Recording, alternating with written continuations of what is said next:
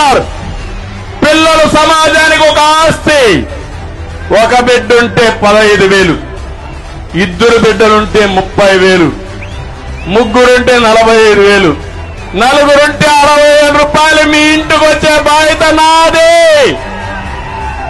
అదే తల్లికి వందనం.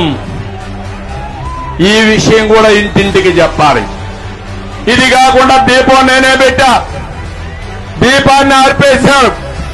మళ్లీ హామీ ఇస్తున్నా, 3 సిలిండర్ల ద్వారా దీపాన్ని వెలిగించే బాధ్యత తెలుగుదేశం పార్టీ తీసుకుంటాం. ఇది కాకుండా ఆర్టీసీ బస్సుల్లో నాకు ఒక నమ్మకం ఉంది మా ఆడబిడ్డల మీద.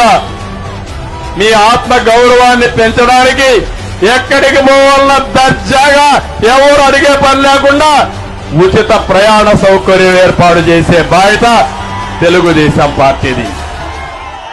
కదలిరా కదలిరా ఓ తెలుగోడా కదలిరా.